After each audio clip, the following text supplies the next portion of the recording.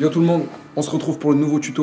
Donc aujourd'hui on va prendre un mouvement qui s'appelle le Indian Step, qui est la continuité de tous les steps debout que vous avez vus avant. C'est parti.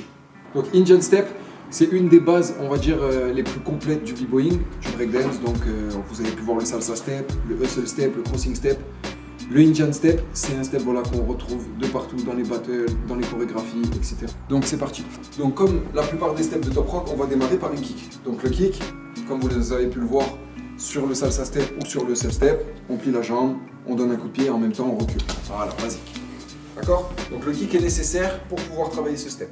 Ok? Donc kick à droite, ainsi que le kick à gauche. Donc on va effectuer les deux côtés. Avant de partir sur le mouvement complet, on va apprendre une petite étape intermédiaire pour vous aider à l'apprendre. Donc, vous allez lever votre jambe gauche et vous allez la rabattre, donc la croiser un peu comme le crossing step, pardon, mais vraiment de côté, ici. Vous allez croiser la jambe, c'est-à-dire que je lève ma jambe gauche et je viens croiser ici. Donc, le pied de derrière, le pied droit, vous n'êtes pas obligé de le lever, c'est vous qui voyez. Soit vous décidez de le lever, soit vous décidez de le laisser au sol. Quoi qu'il en soit, quand vous le faites, il faut que vos deux pieds soient en direction profil et que votre buste, par contre, soit face. C'est-à-dire qu'il y a une torsion qui est effectuée. Donc je refais, je lève ma jambe, hop, et je fais une torsion.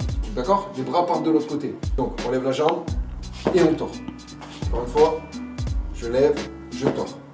Donc quand on a fait ça, vous allez simplement revenir à la position de base. Donc je lève, je tord et je reviens à la position de base. Donc je reprends appui sur ma jambe droite, lève la jambe gauche, tord, reprends appui sur la jambe droite, reviens. Et on va effectuer exactement la même chose de l'autre côté.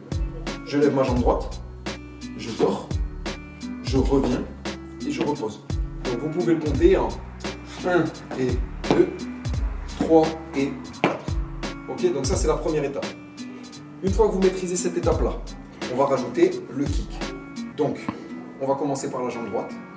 Je kick avec ma jambe droite. Je change de jambe et cette fois-ci je vais enchaîner du coup la première étape. Hop et ok. Donc encore une fois, je kick, je change de jambe, je tords et je reviens sur la jambe de derrière. Ok. Cette fois-ci on ne repose pas le pied parce que vous l'avez deviné, on va réenchaîner avec le kick de l'autre côté. Donc kick à droite, change de jambe, tord, reviens sur la jambe de derrière.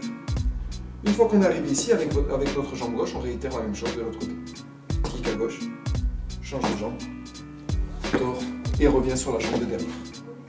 Donc un peu plus rapide, ça fait kick, change, tord, revient, kick, change, tord, revient, kick, change, tord, revient, kick, change, tord, revient, kick, change.